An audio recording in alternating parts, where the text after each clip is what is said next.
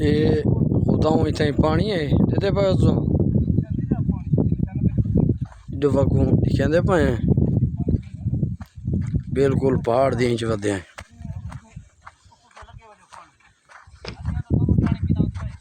चलो कितना है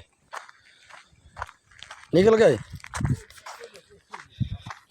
ये यका चश्मे का पानी है देते पवे ये टूवेल कोई नहीं खुदाऊं चश्मा है।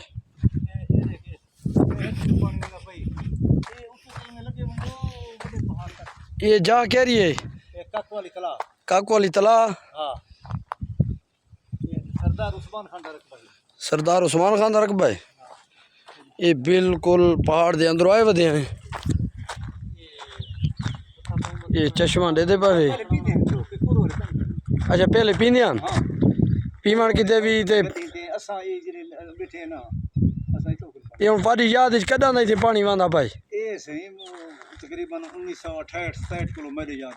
अच्छा वादी याद है उन्हें तो इतना पानी ज्यादा होता उसे ज्यादा चलो पींदा कोर वाले दुए कोर दे सारे ते पींदे।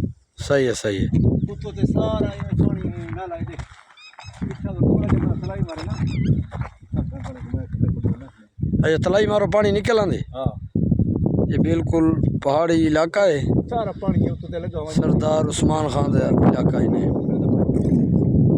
ये ज्यादा ना है का चल तला चलो कोदे सोबत ये वो पहले पानी हम ना खजा पर के चलो ये चश्मे का कहानी जिवें आवाम सोबतन खावे